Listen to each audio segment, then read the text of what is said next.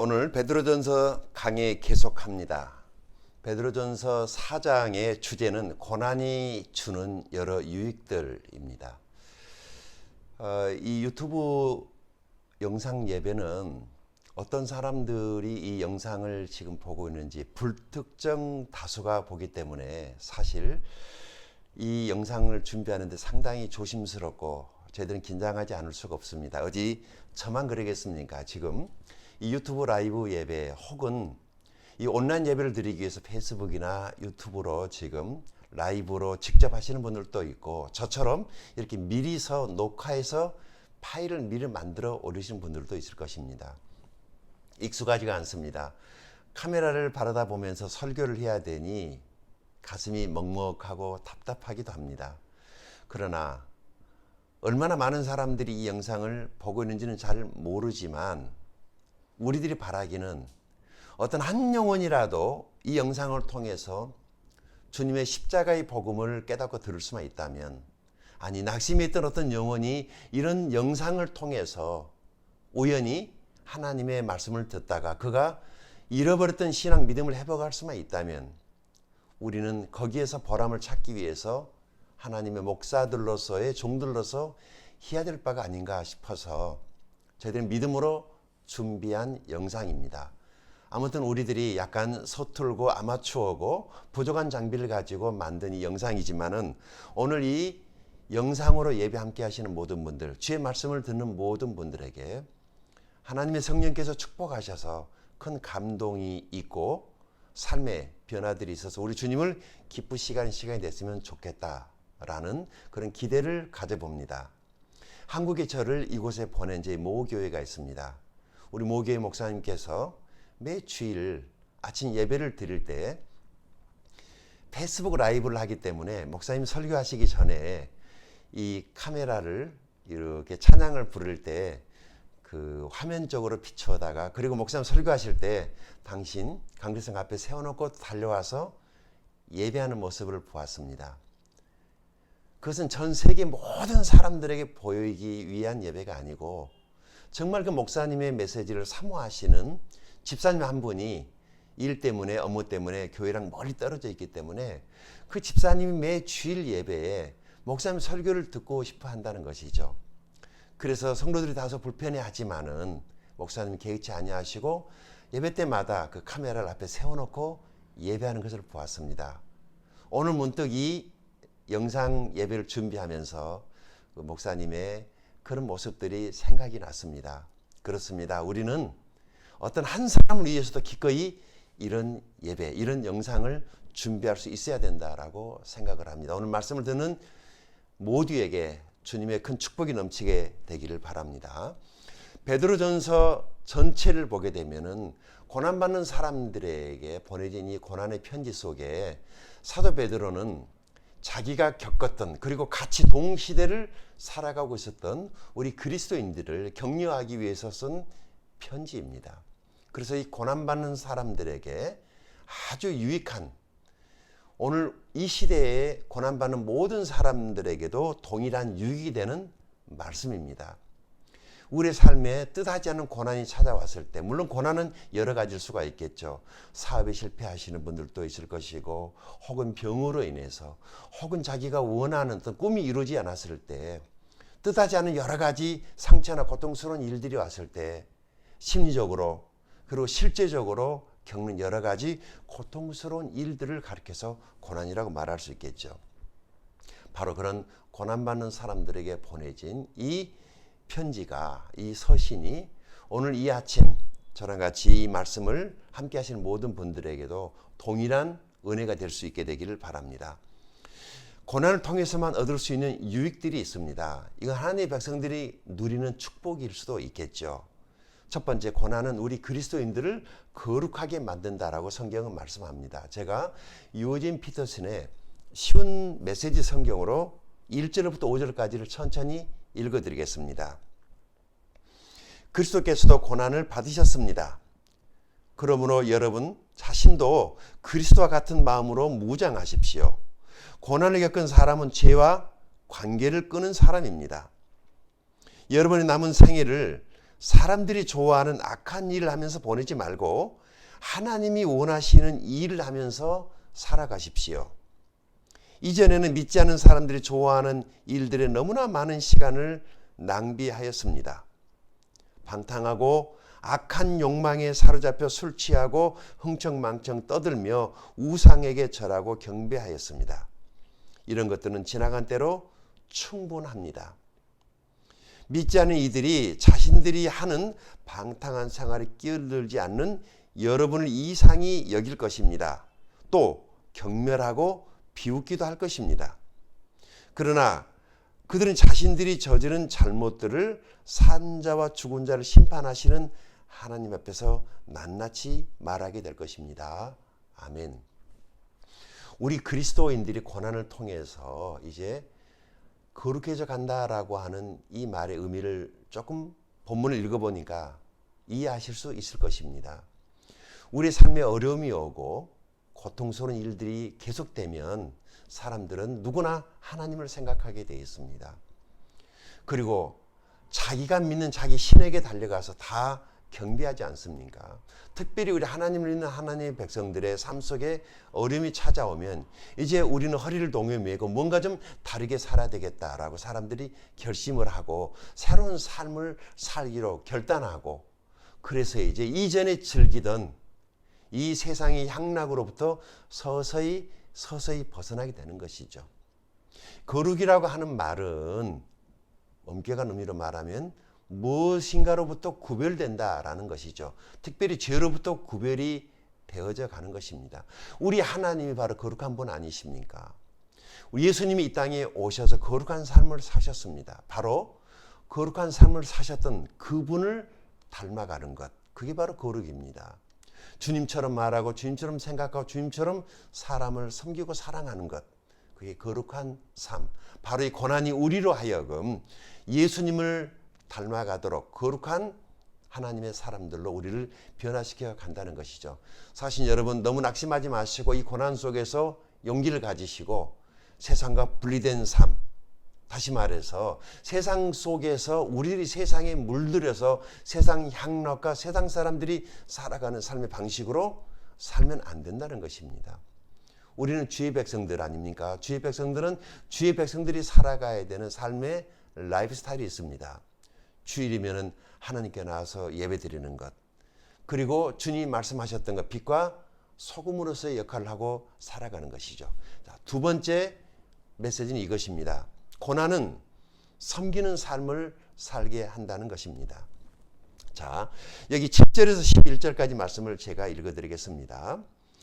세상에 종말이 가까워 오고 있습니다. 마음을 깨끗이 하고 침착하십시오. 그리고 정신을 차려 기도하십시오. 무엇보다도 서로 깊이 사랑하십시오. 사랑은 다른 사람의 허물과 죄를 덮어줍니다. 불평하지 말고 서로 대접하십시오. 하나님께서는 여러분 모두에게 성령의 선물을 허락해 주셨습니다. 또한 각자에게 특별한 다른 선물을 주심으로 하나님의 은혜를 알게 하셨습니다. 그러므로 하나님의 선물을 가볍게 여기지 말고 착한 종처럼 하나님을 돕는 일에 사용하십시오. 말씀을 전하는 사람은 하나님의 말씀만을 전하는 사람이 되고, 봉사하는 사람은 하나님이 주신 힘으로 남을 도우십시오. 무슨 일을 하든지 예수 그리스도를 통해서 하나님께서 영광을 받으시도록 하기 바랍니다. 그분에게 영광과 능력이 영원토록 함께하기를 바랍니다. 아멘. 자, 여기 세상의 끝, 그러니까 이미 예수님께 십자가에서 죽으실 때 이 세상에 종말은 시작이 됐습니다. 지금은 그 말세 중에서 끝이 아닙니다. 언제 정말 예수님 오실지 모르는 그런 긴박한 시간을 살고 있습니다. 어쩌면 마지막 시대에 우리들이 마지막 주자인지도 모르겠습니다. 마음을 깨끗이 하고 침착하십시오. 그러니까 어떤 일을 만나더라도 우리가 당황하지 말라는 것입니다. 보니까요, 선진국이라고 여겼던 나라들이 이번에 코로나19 바이러스로 인해서 불안하니까 사재기를 하고 마트가 텅텅 비어있다는 소식을 듣고 있지 않습니까? 아, 그렇구나. 선진국 사람들도 후진국 사람들도 중진국 사람들도 이 코로나19 바이러스를 통해서 불안해하는 것, 그러니까 실제 바이러스에 감염돼서 죽는 것이 아니라 더 중요한 것은 우리의 마음의 불안감이 우리의 삶을 피폐하게 만들어 간다라고 하는 것을 보게 됩니다. 여기 정신을 차려 기도하십시오. 사실 여러분, 우리 기도할 때 정신 차리고 기도합시다. 너무 기도에 몰입한 나머지 무아지경에 빠져들어서 자기가 지금 무슨 기도를 하는지도 모르고 하는 그런 기도, 그 영적인 기도가 아닙니다. 내가 알고 내 성이 알고 하나님이 충분히 알아들을 수 있는 언어, 그리고 다른 사람도 같이 이 기도 제목을 쉐어할 수 있고 나눌 수 있는 그런 기도가 진짜 기도입니다. 여기서 정신 차리고 기도하라고 하는 이 말의 의미를 다시 한번 생각해 보면서 알아듣지 못할 이상한 언어로 기도하지 말고 충분히 우리의 가족들과 우리 치들이 같이 기도할 수 있는 그런 기도의 제목을 가지고 기도하는 것 매우 중요합니다. 8절에 무엇보다도 서로 깊이 사랑하십시오라고 사도는 권면합니다. 그렇습니다. 말세를 살아가는 우리들에게 인생을 살아가다 고난이 오면 사랑이 식어져 버립니다. 그리고 무정하고 무관심해지는 것이죠.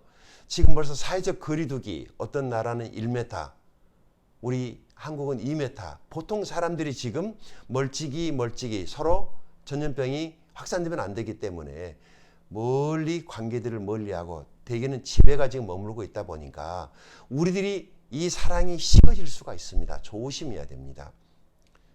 전염병 전파되는 것은 정말 우리들이 조심해야 됩니다. 그러나 안전하다면 우리들이 마음으로 다른 어떤 형태로라도 우리에게 사랑을 표현할 수 있어야 됩니다. 사랑은 다른 사람의 허물과 죄를 덮어준다고 말합니다. 그렇습니다. 우리가 사랑이 충만하면 다른 사람들의 허물과 죄가 보이지 않습니다. 비방하고 까발리고 공격하고 막말하는 그런 것은 우리 주님이 기뻐할 일이 아닙니다. 우리 그리스도인은 여기 성경에 우리들에게 권면하는 것처럼, 사도가 권면하는 것처럼 이런 말씀들을 마음에 담고 사랑을 실천하고, 이렇게 힘들고 어려운 시간에는요, 작은 사랑이라도 큰 빛이 나는 것입니다. 우리가 마스크 한 장이라도 이웃과 같이 나눠 쓸 수 있는 그런 마음의 여유를 가질 수 있으면 좋겠습니다. 9절, 불평하지 말고 서로 대접하십시오라고 사도는 권면합니다. 이 모든 것들이 다 무슨 말씀이냐면 우리들이 섬기는 삶을 살아가야 한다는 것이죠. 사실 여러분, 우리가 남에게 대접받을 때 그 별로 행복하지 않습니다. 그러나 내가 다른 사람을 대접할 때, 다른 사람을 섬길 때, 다른 사람에게 주기 시작을 할 때 우리 마음 안에 주님의 사랑이 넘치고 내 마음 안에 기쁨이 넘치지 않습니까?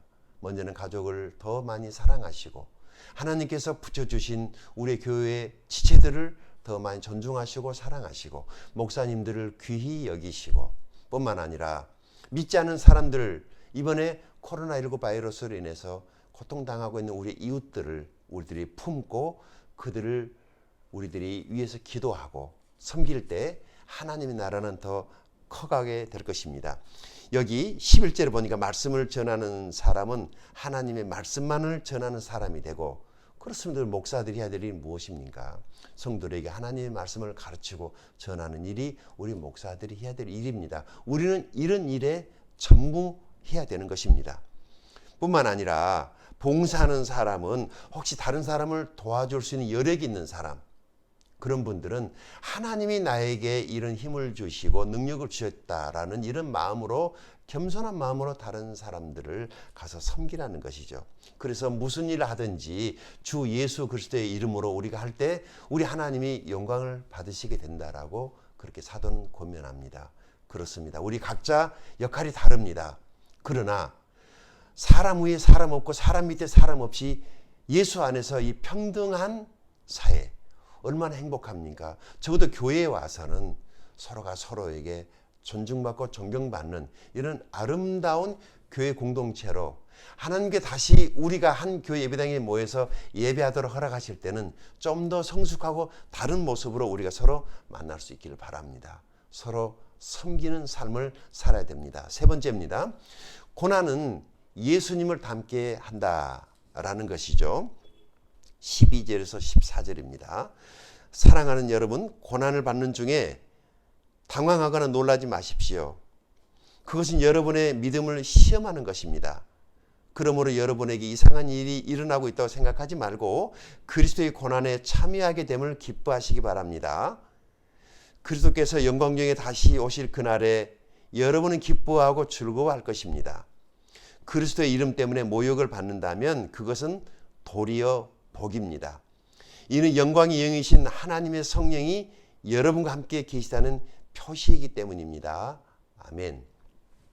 자, 고난 받는 중에 당황스러워하거나 놀라지 말라고 이렇게 말을 합니다. 무슨 말씀이냐면은 우리의 삶 가운데 뜻하지 않는, 원하지 않는 그런 갑작스런 고난이 왔을 때 그것을 전혀 이상한 일 만나는 것처럼 이상하게 생각하지 말라는 것입니다. 오히려 당연하게, 아니 어쩌면 와야 할 게 왔어 라고 그렇게 받아들이라는 것입니다.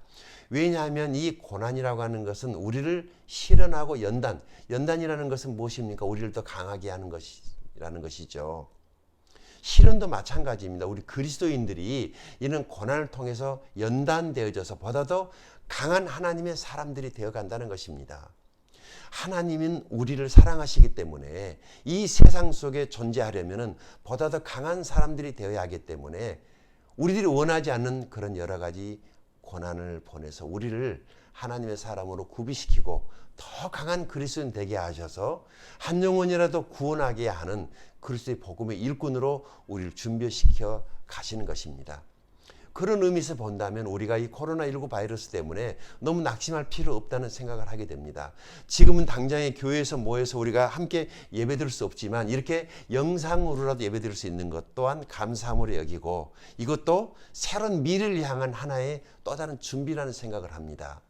마음을 가다듬고 하나가 되어서 우리에게 다가온 이 시련을 이상한 일 당하는 것처럼 이상히 여기지 말고 그래 어쩌면 진즉 왔어야 될 일이 조금 늦게 온 것뿐이야.